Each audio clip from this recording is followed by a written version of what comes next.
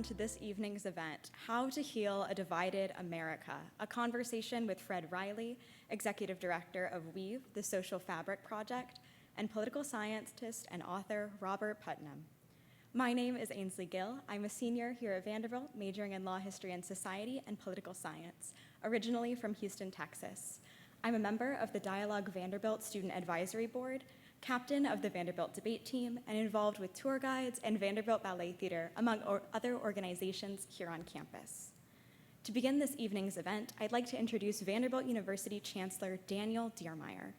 An internationally renowned political scientist, management scholar, and visionary leader, Diermeier is Vanderbilt's 9th chancellor. Since 2020, Chancellor Diermeier has led a number of ambitious initiatives to increase Vanderbilt's impact and reach, and to expand its global presence and reputation. A nationally recognized leader in free expression and civil discourse, he drives efforts to create a culture of radical collaboration, open dialogue, and personal growth that embraces wide-ranging points of view so that Vanderbilt students and faculty can realize their potential and lead in a complex, ever-evolving world. Before arriving here at Vanderbilt, Chancellor Diermeier served in faculty and leadership roles at Stanford Northwestern University and the University of Chicago, where he served as Dean of the Harris School of Public Policy and later as a provost. Chancellor Diermeier is a fellow of the American Academy of Arts and Sciences and the Guggenheim Foundation. He is the author of 5 books, with a 6th forthcoming, and more than 100 research articles in various fields, but mostly in the fields of political science, economics, and management. Welcome, Chancellor Diermeier.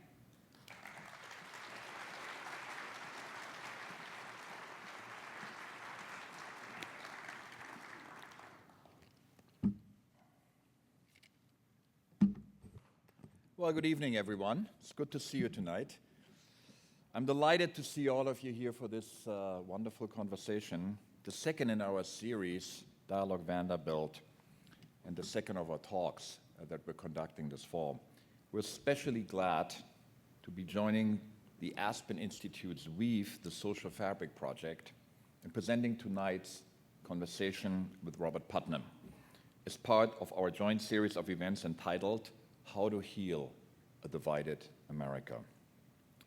It is my great pleasure to welcome our friend Fred Riley from the WEAVE Project, who will be leading tonight's discussion. Promoting and protecting free speech and civil discourse on college campuses has arguably never been more important. So we are proud to offer a lively and compelling lineup of talks and events this fall through our Dialogue Vanderbilt initiative. Last week, we held a screening of Join or Die, the new documentary about Robert Putnam and his work. And tomorrow, we'll join the Aspen Institute's WEAVE project in hosting our How to Heal a Divided America symposium of workshops.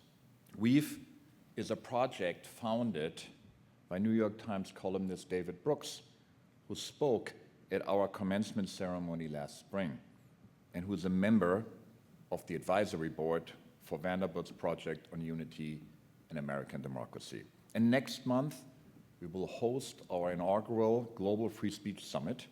We'll be joined by some of the world's leading thinkers on free expression, including the acclaimed author Salman Rushdie, Iranian journalist and dissident Masih Alinejad, columnist James Bennett and David French, and many more.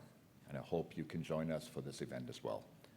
Tonight, we could not be more honored to welcome Robert Putnam, who for decades has studied and helped us understand the widening fissures in American society. Professor Putnam has been a pioneer in explaining the relationship between diminishing social connections and polarization. And in many ways, he predicted and warned of our current state of affairs. Indeed, he has been called an Old Testament prophet with charts. It is fitting to have this conversation at a university. The mission of a university requires that people with different experience and perspectives come together in common purpose, to learn, discover, and innovate, to connect around our shared values and our common purpose.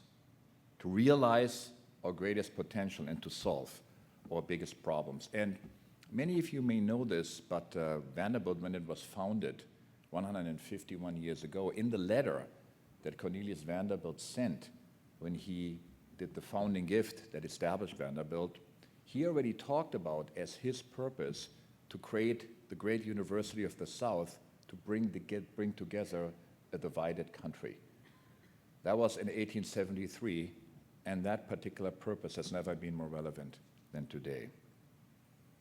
And in this context, I have mentioned, when I told the story repeatedly, that a college campus might be the last best place where we can converse, cooperate, and coexist with people who see the world differently. And I think it was the wisdom of Cornelius Vanderbilt to think that it is a university campus that can establish that.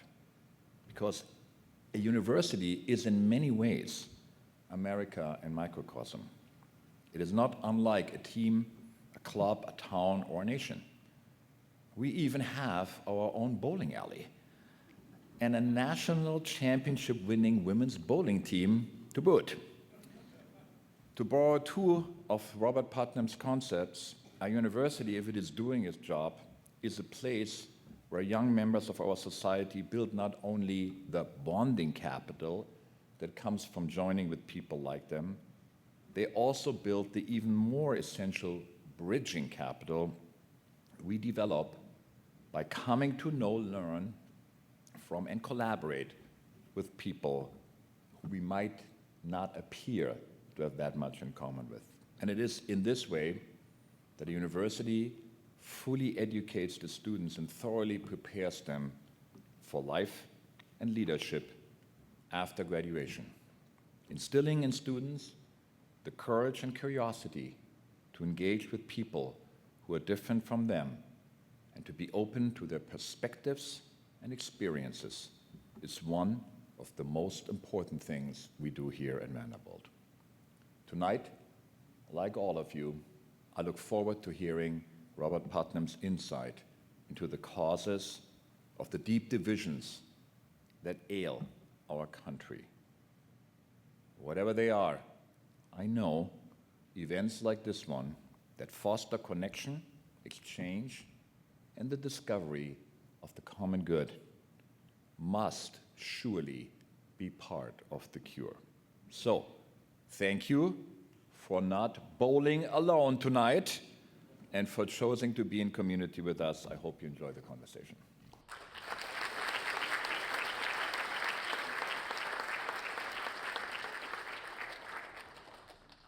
Good evening.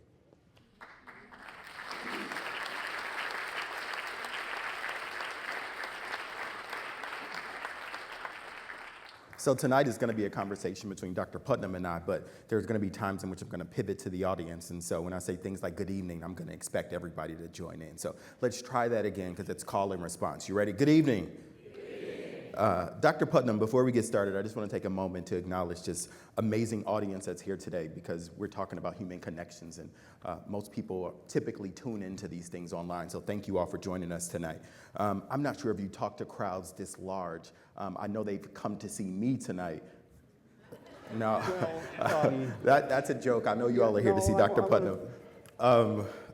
But Dr. Putnam. Some larger, but none more important. None more important, of course. But can I just ask a question? Yes. Where's the darn bowling alley? Didn't the chancellor say you had a bowling alley here someplace? Okay.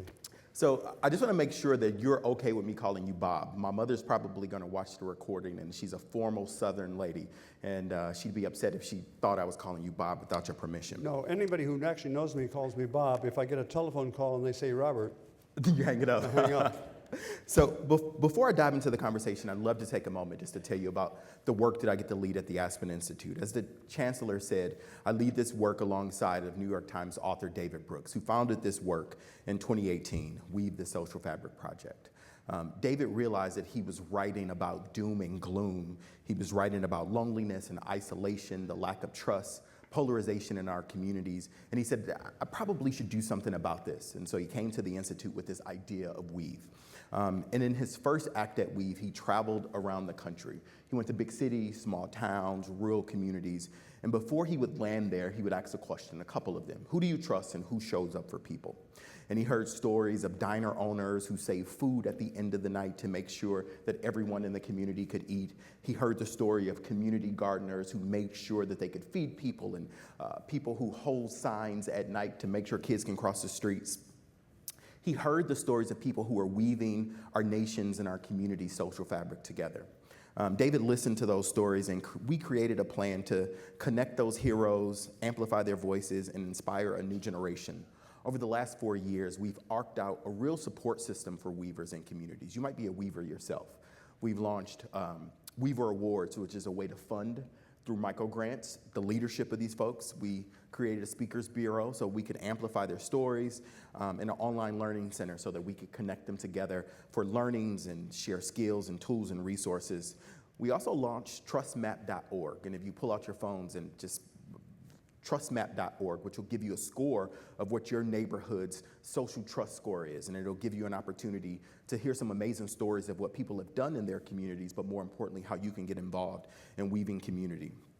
We do this work right now because trust in our communities is at an all-time low. More Americans are losing faith in our government and in our institutions, but a more sobering statistic is they're losing faith, if you look to your left and your right, they're losing faith in their neighbors.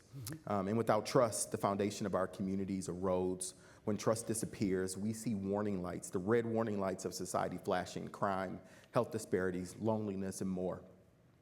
That's why we're focused on supporting those on the ground who are weaving trust and connections, and reminding us that it's not just improper, but it's kind of boring to bowl alone.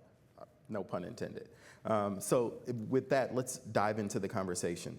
You know, Bob, you warned us 25 years ago. Why didn't people take note? And why have we continued to decline with this connection and trust and all these other things that we see shining in front of us? Well, as you know, that's kind of a personal question to me. How come I failed to rouse Americans? Well, I don't know if you failed. I mean, you rallied the troops. I think we failed. There's debate in my home about whether how much of the problems that America is facing are due to me personally. Oh, wow. Actually, Wow. if you look at the high point in American history in terms of social capital, it turns out to be, this is a true fact, it turns out to be 1964, which is the first year I personally voted. So it's possible that I personally have brought this Oh, wow. disaster. No, I mean, this is a big problem, and the longer I've studied it, maybe we can talk about some of my later works later, but it's a big problem. The problem of not trusting one another and not trusting our government institutions and not connecting and bowling alone, all those problems, and polarization, for example, this intense political polarization we have in America now, that didn't begin 5 years ago or 10 years ago or 30 years ago. Now we can see that it began about 50 years ago. So in those early days, I thought maybe I didn't think we could change history, but I thought we might bend history. But it was not realistic to think you could reverse 50 years of history in 5 or 10 years. But you have to begin someplace. Yeah. And so I am proud, kind of having sounded an alarm. I don't want to be defensive about it, but the Bowling Alone, the book, was heavily criticized at the time. And I don't want to say it quite, it's nice to be shown, 40 or 50 years later to have been right. Well, I have mixed feelings about that. Yeah. I mean, America's in worse shape, but I turned out to have been really right. I'm sorry, that's... Yeah. Well, have you noticed that America's not working quite so well? Maybe you've noticed, if you've read, the paper today, Americans' politics is pretty polarized. And that's what I was saying in, about, 25 years ago. That's what was going to happen. That's not an answer to your question, but that's my reflections on that. Why were people so critical of the book 25 years ago? Well, look, it was at the time, it's hard to think this now, but it was a very controversial, a very implausible thesis, because Tocqueville had said back in the 1830s, America was a nation of joiners, and we kind of had all assumed that was true. I don't mean me, but the country. I mean, this scholar sort of thought, well, we are a nation of joiners, and the idea that within, now putting ourselves back at the time of that book, within 20 or 30 years, that could be changed. That could have changed. Was a bold in both senses. I mean, bold. It's good that he did it, but bold. I don't know if he's right. So I got a lot of criticism on various kind of methodological grounds. You know, I was counting things like Rotary clubs, and people said, well, yeah, but how about book reading groups? Or I was saying people were no longer bowling together, but by the way, can I just say a word about the metaphor? It's true Americans were bowling alone. Bowling is big, and bowling was and still is. More Americans bowl than vote. Wow. So it's a big deal, but what has been collapsing is bowling in teams, bowling in leagues. You say more Americans bowl over voting. Well, I've not looked at this year's data, Okay. but yes, that's the general. Wow. So, okay, it's a big deal. Yeah. But we were no longer bowling in teams or in leagues. We were bowling in other ways. So people said, one famous article was kicking together, meaning we're no longer bowling, but now we're playing soccer together, and so on. And that was, and then they said, well, okay, maybe organizations have declined, but come on, how about picnics? Have they declined? Or, dinner parties, and then, fortunately, midway through the process of writing the book Bowling Alone, I discovered the National Picnic Archive.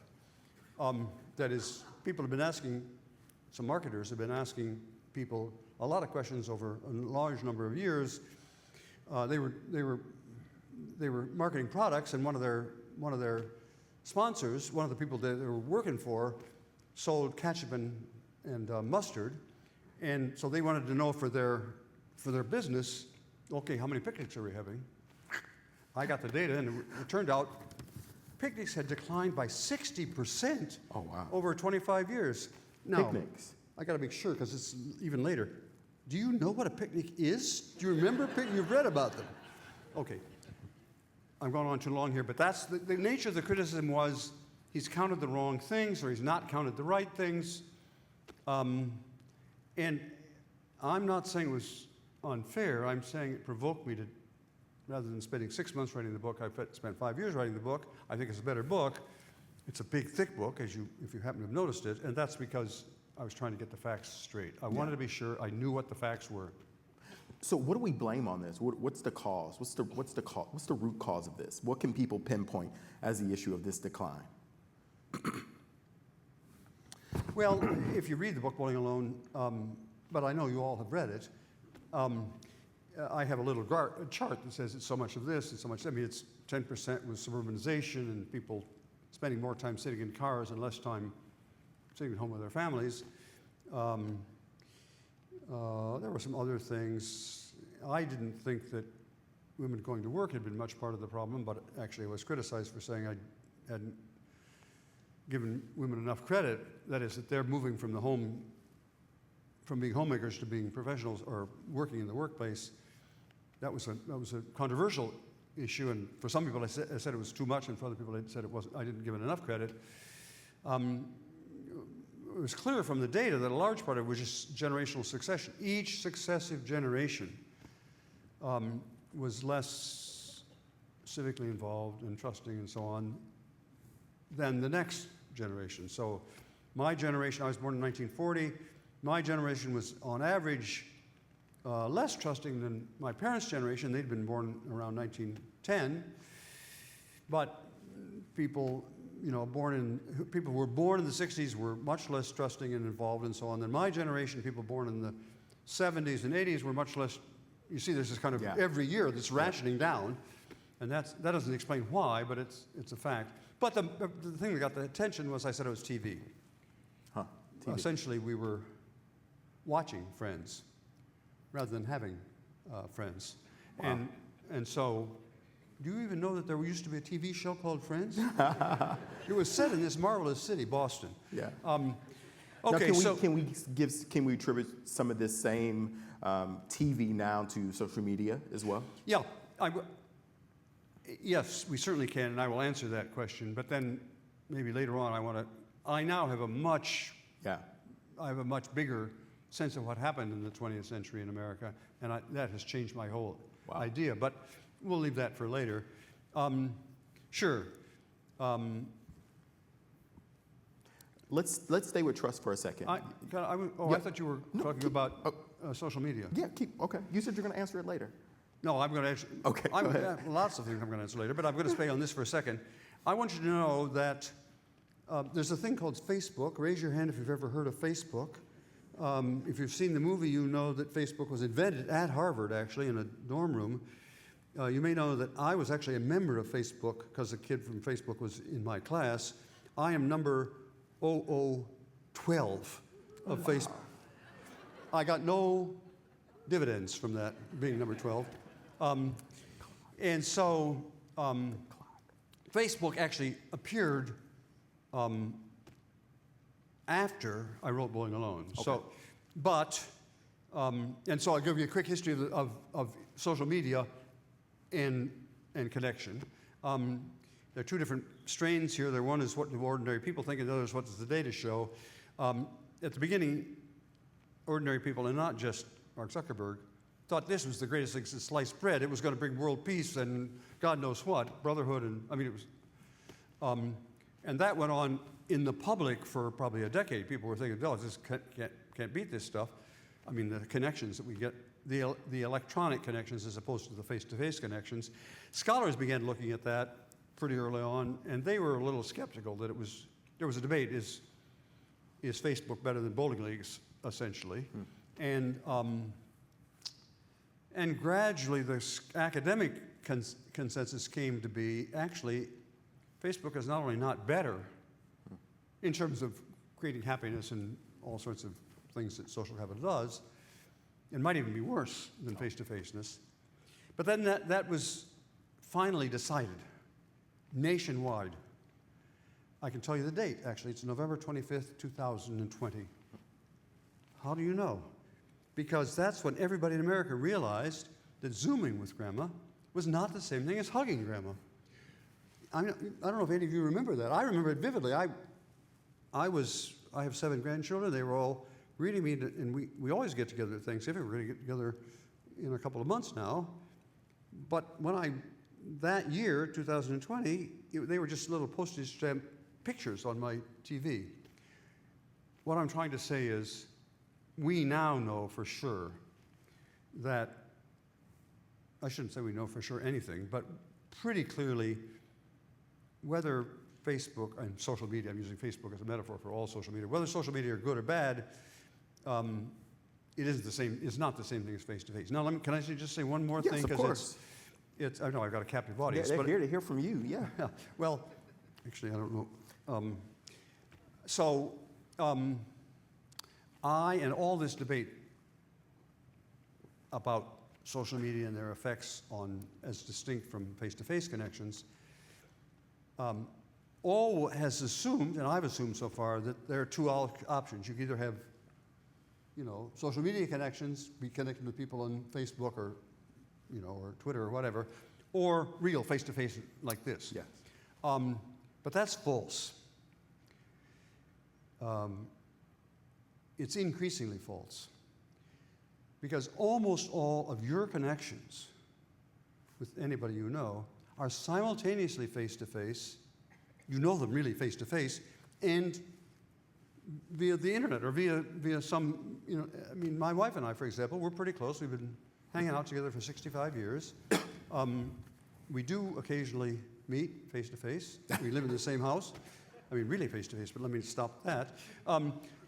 But also, when I'm working in my study and she's working 50 feet away at her desk, we mostly communicate by email and text. I mean, that's nuts.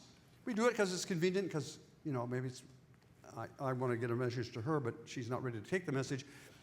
So, can I step back for a minute? Raise your hand if you know what the word alloy means, A-L-L-O-Y. I'm not a chemist, but alloy is a mixture of two base metals, and you put them together and stir them up and heat them and so on. So I never can remember, but if you put together copper and zinc, you get something else. Is it brass or bronze or something like that? But no, this is the important point. That alloy has properties different from either the copper or the zinc. Is that making sense? Total. Now, I want you to think of all of the networks that all of us are involved in as alloys. That is, the network that links my wife and me is partly face-to-face, but partly via, even sometimes Facebook, but other, texting and so on. Now, alloys have different, not every alloy of the same two elements is the same thing. So, if you'll allow me to I'm about to stop with that metaphor of alloy. What this means is, in principle, we could put together as kind of an alloy that had the benefits of face-to-faceness and also the benefits of the internet. So that, for example, there is now an app called Nextdoor. Raise your hand if you ever heard of Nextdoor. Okay, you have. That's wonderful. So Nextdoor is that. It's an alloy. You use it to connect with your neighbors and find out whether you can borrow a shovel or something. Do you actually know what a shovel is in Nashville? Well, you don't know. Do you know what a snowblower is? No. Rake? Okay, so you ask, you want to borrow a rake from your neighbor. It's easier to ask her, over this Nextdoor thing for the rake, but then you actually have to go physically to her and get the rake. Okay, now I've just given you an example of a network that's an alloy that combines the benefits of computer-mediated communication and face-to-faceness. Is that so far so good? So far, and that's so good. wonderful. However, you can imagine, things that would be even neater than that. Some kind of an alloy that put together, some version of Facebook and some version of connections that would be wonderful. They wouldn't just help you and your neighbors, but they would help, a whole lot of people in all of Nashville or all of Tennessee or whatever. Facebook knows how to do that. I know that because Facebook invited me to Menlo Park to talk with their team about this. However, there's another thing about Facebook. They're not in this it's a business. Now, I got to be really careful so that neither you nor I get sued for libel. Well, I'd appreciate that. I don't want to get sued. So I'm going to speak in somewhat guarded language. I talked with them. I talked to their experts. And I said, you guys probably have the ability to foster polarization or to minimize polarization by, how you tweak your, what are they called, somebody had the right word, how they tweak their program. And he said, yes, we do. I said, oh, that's great. Well, can you tweak it to make Americans meet other Americans and feel better about each other and cooperate and so on? He says, yes, we know how to do that. And I said, well, why aren't you doing it? He said, well, actually, turns out you can do the other thing too. You can tweak your algorithms so that it increases polarization. Oh, wow. I'm going to stop there and let you guess what they've done. If you tweak the algorithm just right, you can encourage lots and lots of anger. And that draws people to it, and that increases the bottom line. And that's all I'm going to say. Wow. But what I meant to be saying, I'm sure you see the bigger picture, is the issue that you asked me in the beginning. How about social media? Social media are very powerful. They are certainly not just the equivalent of face-to-faceness. In some respects, face-to-face is better. But here's the worst thing I just learned from reading some recent survey data. Comparing now 2000, which is roughly speaking when I finished Bowling Alone, 2000 and now, there's been an explosion of people using social media. Explosion. And what do you think the effect of that has been on television watching, which now seems very old-fashioned? Answer, it has no effect. It's just added on. So if you add everything I've said, what's happened in America over the last, even over the last, 25 years, what's happened is we've got all this new social media on top of television watching. And what that means is it screens all the way down, by which Okay, I don't mean that's the only thing, I don't even think that's the most important problem facing America, but it's certainly, screen time is a serious problem, and not just for kids. Totally. Is that responsive? No, that's perfect. I want to just make a quick segue, and I want to pivot just a little bit to talk about trust. Yep. And we see declining trust amongst Americans and institutions and leaders, but earlier I talked about the sobering number between us, right? Bob, Yep. I don't trust you, right? Like Yep. this is where people Come are on. now. No, I trust you. But tell me, why is this trust, social trust, so important in society? Now, can I make a slight footnote first Of before I'll course. talk about that? Actually, what we really need is not trust, but trustworthiness. Okay. Honesty. That's not a trivial difference. Honesty, trustworthiness is a virtue. Mm-hmm. If you're trustworthy, that's a real virtue. Yeah. But trust, without trust, if I trust you but you're not trustworthy, that's not a virtue, that's gullibility. Yeah. Yeah. So what we ought to be really focused, I'm going to continue to talk about trust just as you do, but I want to make sure everybody realizes the big issue is not are we trusting each other, but are we being trustworthy? Yeah. And on average, people correctly, if I report that people in my neighborhood are, that I don't trust them, it turns out probably they're not trustworthy. So I don't want to get too deep here, but it's really important. Underneath it all, what we really want is honesty. Well,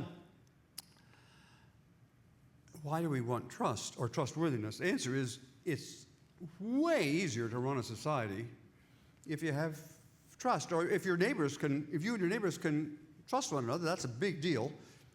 Example, I live in a neighborhood in Cambridge, Massachusetts. A lot of social capital in our neighborhood. People are all the time having picnics and barbecues and sledding party. You know what a sledding party is, or an ice skating party? Well, they have those. They don't get enough snow here, I don't think. And I know as a fact that all of that social capital and trustworthiness is building like a shield over my home, protecting it. I can be here today, right now, and I'm totally confident that my home back in Cambridge is being protected by all of that social capital. Even though, and this is the moment for confession, I actually never go to the picnics and barbecues and sledding parties. I'm on the road to places like Nashville and so on. But I'm able to benefit from the trustworthiness and social capital, even though I'm not there. And what I've just finished saying in economic language is there are externalities. That is, a social capital that is in that neighborhood, embodied in the picnics and barbecues and so on. That social capital is not only good for the people who are there, but it's also good for the people like me who are not there. And I'm going to give a shorthand here. You might want to have lower crime in your neighborhood. You might have two strategies for lowering the crime rate in your neighborhood. You might have, put 10% more cops on the beat to kind of keep the crime rate down. Or you might have 10% of the neighbors know one another's first name.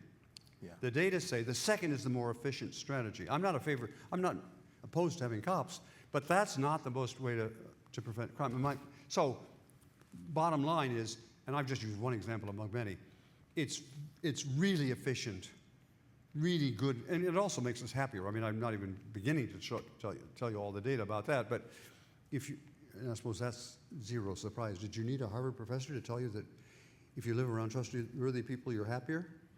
No, you didn't. Did you need a Harvard professor to tell you that if you live around trustworthy people, you will live longer?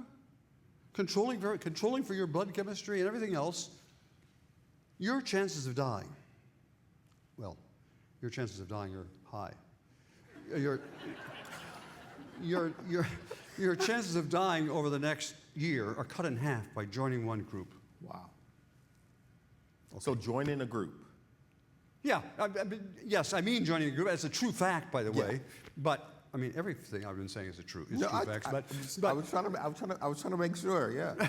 Okay, I've gone on too long. No, you haven't. This is great. Let me ask you a question. I want to make sure we get to American democracy. No, we're going to get to it. We're going to get to it. What about things? You live in a community where trust is low, or where neighbors don't know each other. A storm blows through, knocks down.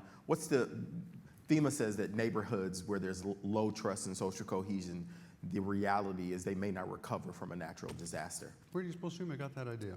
Wow.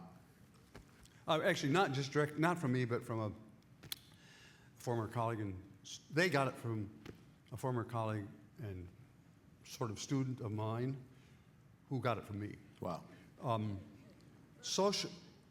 Okay, I mean, sorry, am I claiming, I did not invent sliced bread.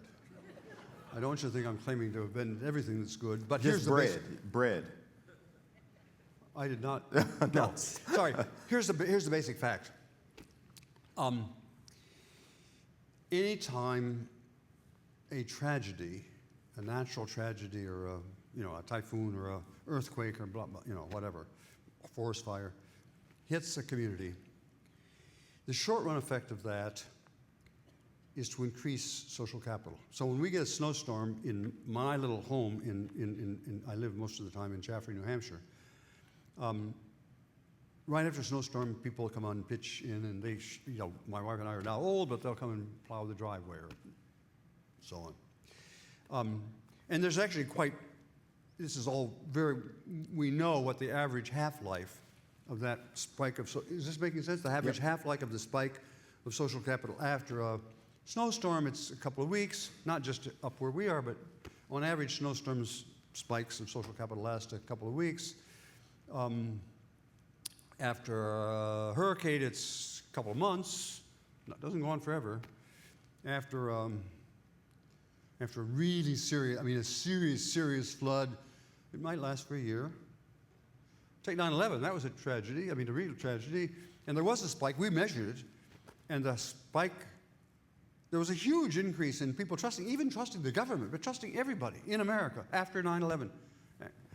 And yet, our data shows that was mostly gone within 4 months, and entirely gone within 6. I can show you this graph. After 6 months, you wouldn't have known that had happened. So, social capital is created by crises. It's extremely useful in crises. Of course it is, because if your home is, if your home is floating down the river, you got to have somebody save you. And not just I don't mean just the first responders and all that. I mean your next door neighbor has got to be willing to let you come into their house and climb on their roof if your roof is floating down the river, and so on. And the best research, the best really quantitative research on this has been done in successive Japanese earthquakes, in which both the fact that a tragedy or a crisis like an earthquake causes a spike, and the fact that if a community has a lot more social capital to begin with, they're going to survive that better. So social capital does not prevent earthquakes. It does not prevent halitosis.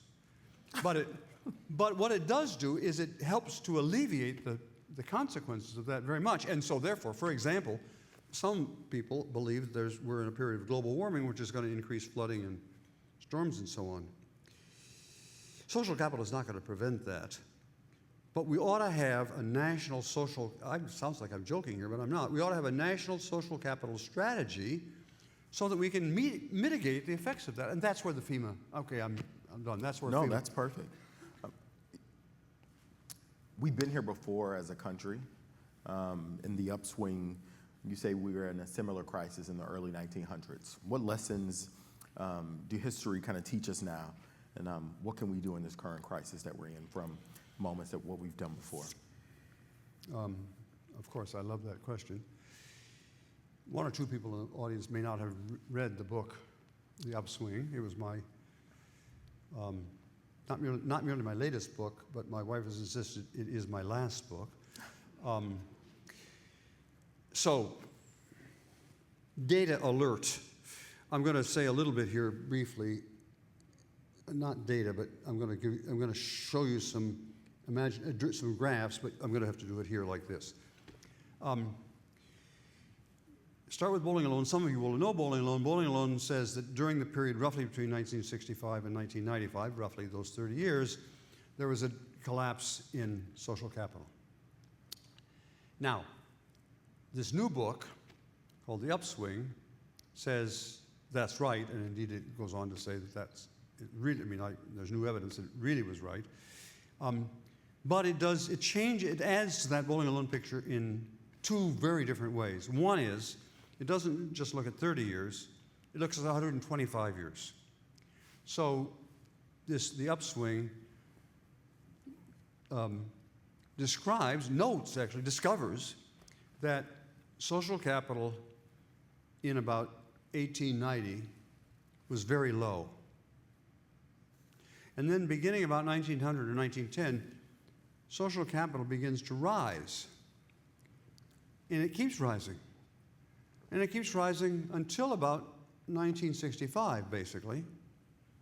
And then it plunges down, down, down. And it keeps going down. You know, now that's more than a half century it's been going down. Now, so you have this feeling, this upside-down U-curve, low social capital in around 1900, high social capital around 1965. Putnam starts to vote, and everything begins to fall apart, and it declines, and it's been declining ever since.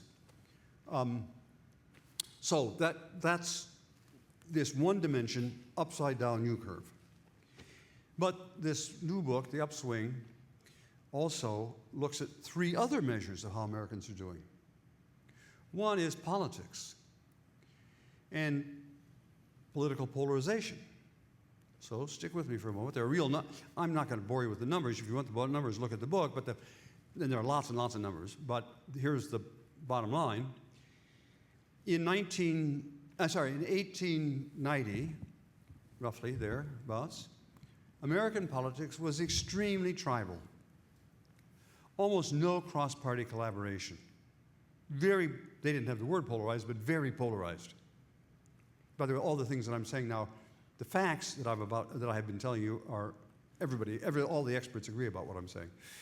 So, politics now, polarization, or cross-party collaboration, the opposite of polarization, cross-party collaboration, very low, 1890, 95,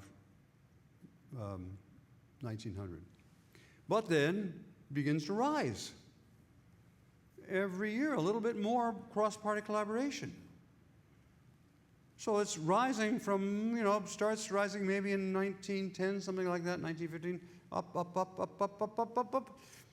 Then comes World War II, so you might think, well, it's all just about World War II, but of course it isn't. It's been rising, by then it's been rising for 30 years, and it keeps rising. And now you get two guesses as to what year it begins to turn south. And we become more polarized and less cross-party collaboration. And you win. The right answer is 1965, not Putnam. So maybe I didn't cause the polarization, but that's that path. Third dimension is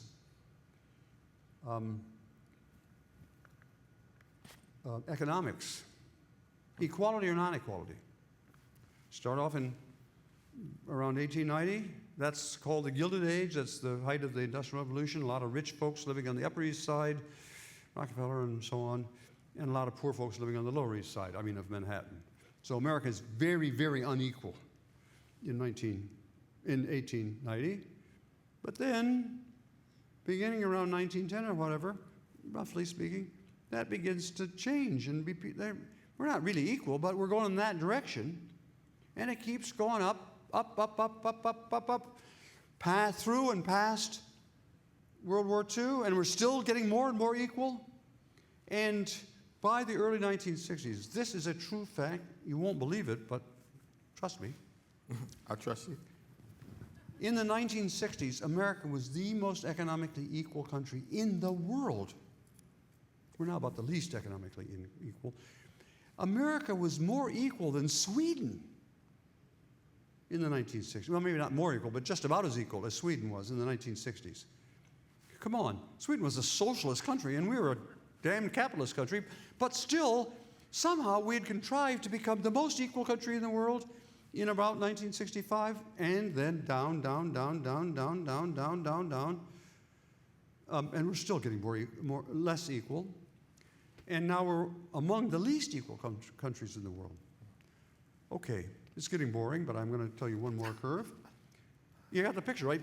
Yeah, I see it. So far, three curves. They all look the same. I'm drawing them over here, yeah. Fourth curve is a little harder to explain. It's sort of culture. It's the degree to which we feel like we're all in this together or we're not. Or another way to put that is, and we've got a lot of, I'm very proud of the measures of this, but I'm not going to bore your audience with all the the mathematical details, but basically this measure that I'm talking about here, it is hard numbers, but it's a measure of the degree to which we think we're all in this together.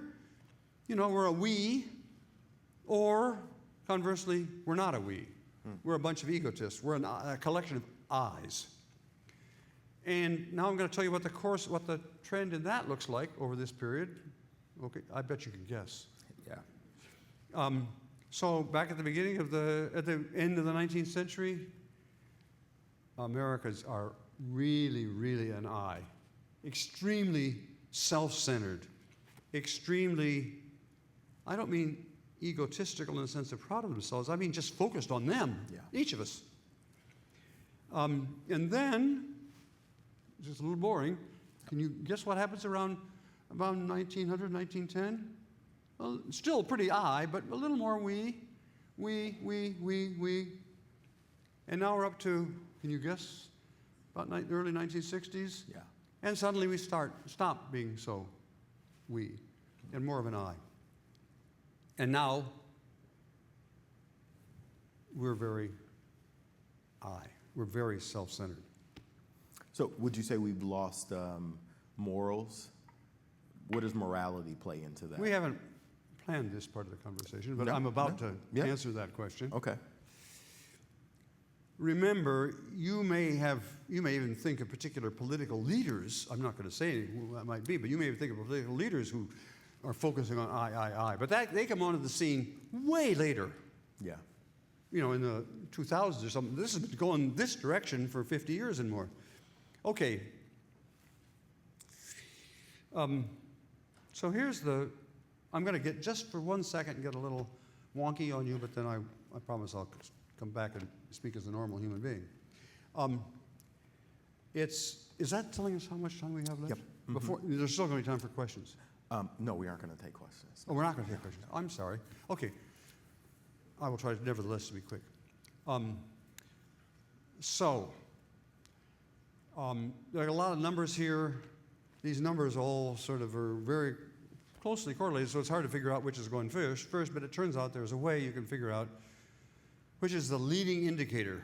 You understand what I mean by leading indicator? Which changed first? And that's going to give us some clue as to what causally happened, what we might do now. If we could figure out what changed first, then maybe we could do it now. And I knew for sure what the answer to that was, and most Americans do. Most Americans think it's all about economics. And so I said to myself, before we did the work, I'm sure it's, so economics has got to change first, and then everything else will follow. It's hard to do this work because it's technologically, methodologically very difficult to do. But the one thing I can assure you for sure is it's not economics. Economics is a lagging indicator. That is, whatever else is causing this, of course, inequality is important, but these curves did not begin to turn because we fixed the economics. We fixed the economics because something else happened first. That's just what it means to be a lagging or a leading indicator. Okay, so if it's not economics, what could it be? Much harder to work on this, and it partly is not just a matter of the statistics, but also looking at the history. And I'm not going to try to prove this to you instantly. It's true, but I'm not going to try to prove it to you right now. It turns out, to my shock, it's the cultural variable. It's the cultural variable that turned first. Something as smushy. Believe me, I'm a hard-nosed social scientist. I was not pleased to look at this result because it says, what does that mean? What does cultural change mean? Okay, now I'll tell you what it meant the last time. Remember, we're looking at what happened at the end of the 19th century to see if that could help us fix the problems of America at the beginning of the 21st century. That's the task we're engaged in here. And so, let me tell you what it looked like. And then I'll draw a couple of conclusions from this. Okay. The dominant public philosophy of America in the roughly speaking 1870s, at the end of the 19th century, was what was called social Darwinism, social Darwinism. You all know what Darwinism is. Darwinism is the theory, belief, fact that in the natural environment, red in tooth and claw, all that fighting, some people win, some people lose, and the winners are the better, not the winner people, but the horned-toed frog that's better at, sorry, that's the wrong university. The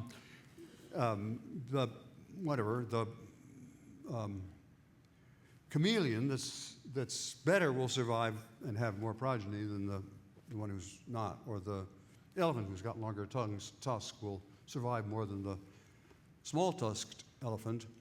And that battle moves the species forward. I've given you a very, very quick and dirty, not entirely accurate account of natural selection in Darwin's theory. So these social Darwinists said, well, if it's good enough for the apes, it's good enough for us. And therefore, what we ought to do to move the society forward is to help the successful ones and discard the unsuccessful ones. Now, you should be beginning to say to yourself, that Putnam may be right about a lot of things. He can't be right that people actually believe that. Not only that, the social Darwinists argued that we should tax poor people and give that money to rich people, because the poor people, by definition, they were poor stock, and they weren't going to help move the America go forward. And the rich folks, they must have better genes. That's why they're rich. So therefore, we ought to. Okay, that's nuts, right? I mean, but lots of people believed it. Darwin did not believe it, but the social Darwinists did. And this is not a whole history of social Darwinism, but actually, it turns out that leads directly to racism. It leads directly to racism in America. It leads to, and I'm not exaggerating this, this is a different lecture, but that leads directly to the Holocaust. The belief that we can tell who have the better genes. Scientifically, it's nuts, but they had this. We can tell who's have the better genes, and we ought to help them and get rid of the others. Dr. Putnam, I just want to make sure I can get to a couple more before because our time is going to run out. Okay, I'm about to hit perfect. Okay. I will make. So, social Darwinism. But that was succeeded by something called the social gospel. The social gospel was actually originally a doctrine that came from evangelical Protestants, and then later on spread to Catholics and other religions. But the basic idea was, read the darn Sermon on the Mount.